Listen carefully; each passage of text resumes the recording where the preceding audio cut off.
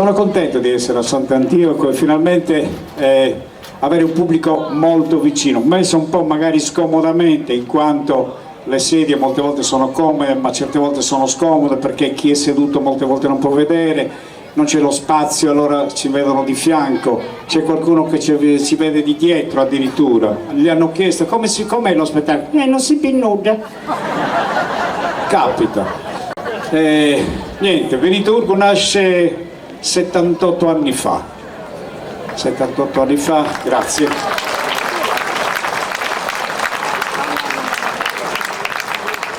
In quel di Oristano. I miei genitori venivano da Bose, migravano per piantare i carciofi in Campidano, quindi arrivano in questa umile casa, è anche umida, e in questa umile casa nasce un bel bambino.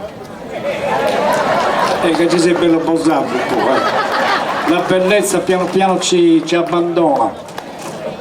Sì.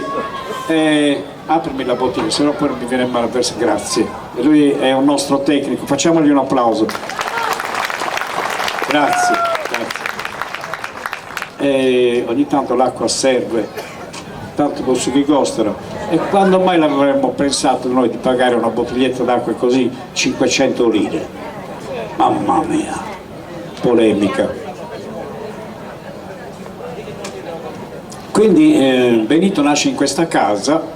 Mio padre e mia madre lavoravano in campagna e io appena nato mia madre non mi poteva assistere perché doveva andare in campagna. C'era la vicina di casa, zia Peppina, un po' grassoccia, baffutta, che mi curava, mi parlava, si sentiva questa voce che diceva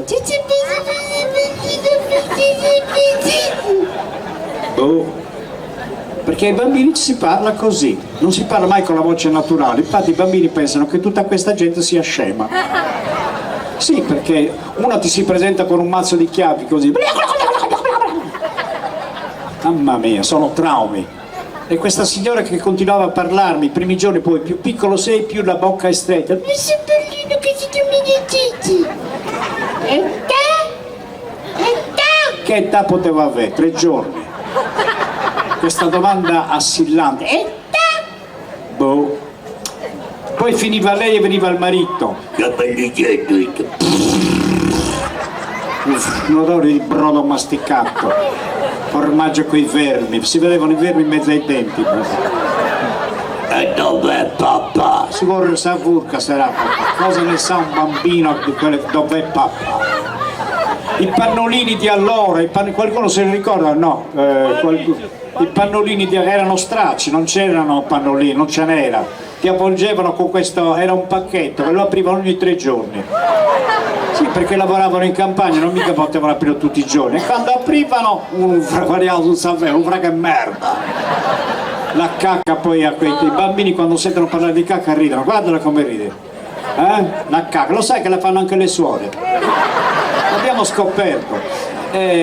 Quando facevi la cacca, cioè in questo pacchetto, lo aprivano dopo 3 giorni, aprivano e si sentiva oggi la cacca l'ha fatta bella, bella merda. L'altro giorno era acida, si vede che l'assaggiavano.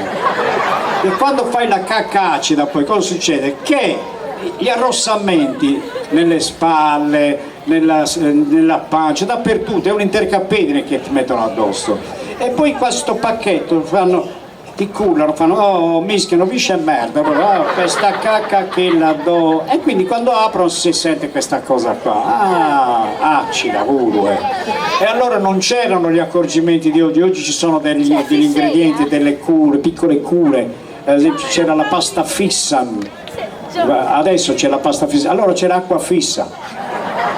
Ti sciacquavano, ti lasciavano tutto il giorno col culetto per aria aspettando che gli arrossamenti passassero. Quindi passava qualcuno, ti vedeva nudo e faceva e cos'è quella cosa che c'hai lì, E che cos'è quella cosa che c'hai lì? Che cotta caspita lei, se non riuscite, ti anguita. E quando sei grande a che la dai, a zia Mariuccia o a zia Pinuccia? Se la dai a zia Mariuccia te la taglio. C'era una fame in quel periodo. Mamma mia. E poi cresci, scendi dalla culla, cominci a camminare, tocchi una cosa, senti una voce che dice non toccare, cacca! Tocchi un'altra cosa, cacca! O tu merda a pomone. Toccava un'altra cosa, cacca! Ah, bello mondo è merda. C'era mia sorella gemella che correva da una parte all'altra, io volevo toccarla per farla diventare di cacca, non ci sono mai riuscito. Porca miseria. Poi diventi ancora più grande, se stai camminando, arrivano questi amici di famiglia che ti rincorrono. Non ho mai sopportato l'opalala. Avevamo un soffitto basso in casa. E opalala, a sabofila. E opalala, ero alto, poi mi hanno fatto diventare petichelli. Infatti il sardo non è basso, è accraccangiato dalla bofila. Una cosa incredibile.